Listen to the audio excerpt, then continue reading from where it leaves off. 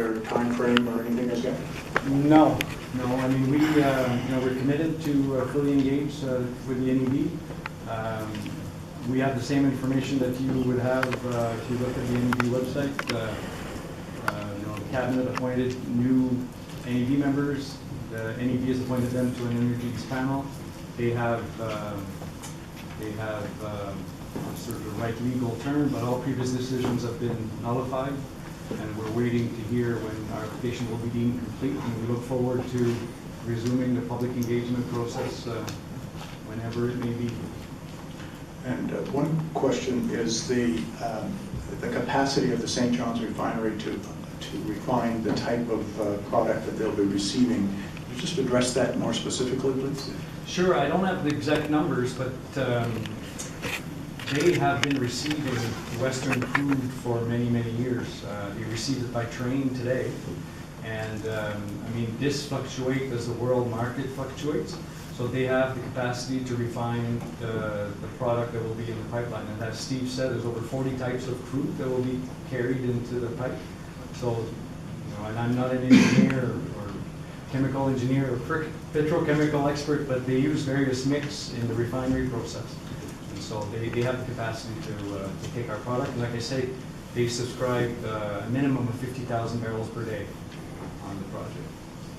That's through the pipeline, or that's what they're getting now through the No, railway? that's what they will get with Energy East, but that can be more than that. That's the way the pipeline works. Is it needs to be commercially backed by shippers, and it's a take or pay system. So even if they don't put a product in, for us to build a project and get the financing to do it, we need these commercial guarantees. So they've committed 50,000 barrels a day. Councillors, question, Councillor Tower. Thank you, Worship. Thanks for coming, Patrick. I appreciate it. I have about 3 or 4 questions. What percentage of municipalities along that pipeline have bought into your operation? I'd say every municipality, every Tier 1 municipality supports Energy East. 17 have passed resolution of support for the project. And the Union of Municipalities passed a resolution in favor of the project. So I'd say I mean, the Town of Edmundston supports Energy East. They continue to have concern with the route, and we're committed to continue to work with them on that. But they're supportive of the project. Okay. What about First Nations? Like I mentioned before, there's 15 First Nations in the province, and we've engaged with all of them. There are 14 First Nations that have signed community engagement funding agreement, and through that there's traditional knowledge studies, engagement, coordination, and so one First Nation has decided to deal directly with the National Energy Board, but we continue to engage with them and share information with them as project milestone happen, geotechnical work projects, so we continue to share information with all 15 First Nations. 14 of them have signed CFAs. Now that doesn't mean they support the project, but we have a collaborative relationship with them. Okay. When it comes to possible pipeline leak, and first responders are in the local regions first, besides supplying training from them, are you giving financial support so they can have the required equipment to respond? The basic premise is that there won't be any additional costs for a municipality to ensure there's a proper geographical response plan. Steve mentioned that we are 100% responsible for any incident, but in the development of geographical response plan, as Steve said, we have a workshop in Edmundston. The idea is to identify where the risks are, how would we respond, what kind of equipment is required, and then throughout the whole pipeline route, there'll be specific plan developed, equipment identified, and it's not the responsibility of the municipality to get any additional training or any additional equipment. It's all on Energy East. Okay. So the final one, I was curious, the pipe that's going to be used, is it Canadian created, or is it? They come from a variety of sources. I know, as Steve said, some under water crossing are thicker pipes, and others they're all 42-inch pipe. But I can't tell you where they're manufactured through? Yeah, there's a number of pipe manufacturers. Some are offshore and some are North American. A project of this scale we would go to bid for the pipe. There is a mill, for example, that still has one in Saskatchewan,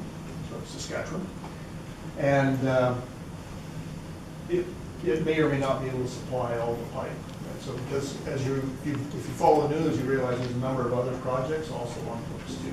And so, if they all happen kind of at the same time or overlap, well, it's really hard to say where that pipe will come from.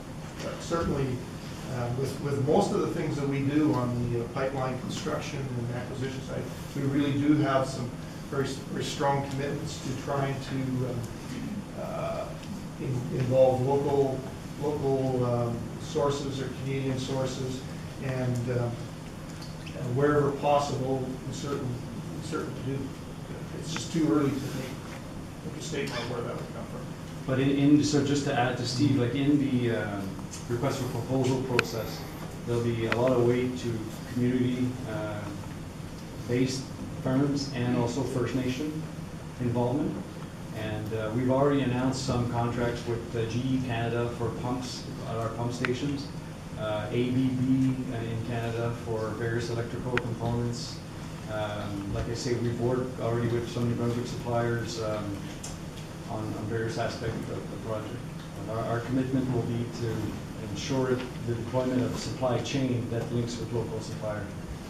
Okay, I was thinking of something like AIL is one in particular. This means something the last year. Yeah.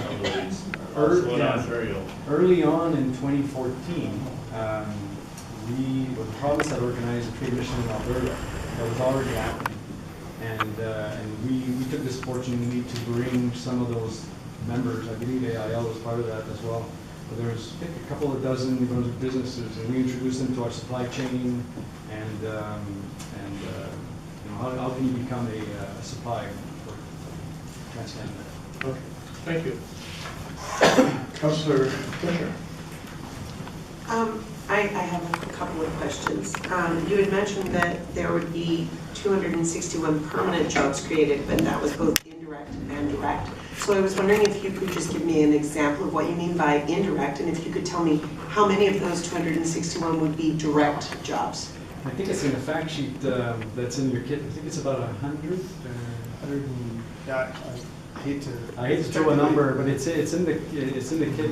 I mean, direct job will be like terminal operator, for example, or a safety inspector, maintenance supervisor. So, you know, there's 5 pump stations in New Brunswick, and the pump stations are a little bit like the engine of your car. There's a lot of moving parts. It's a, for lack of a better comparison, it's a bit like the engine of the plane, and so they require regular maintenance. So those are the types of full-time jobs that there will be. Part-time jobs, it would be you know, snow clearing around access to a pump station. There would be catering services. It would be like all the types of services that will be required for the operation of the pipeline. Okay. You mentioned that a pipeline is 4 times safer. 4.5 times safer.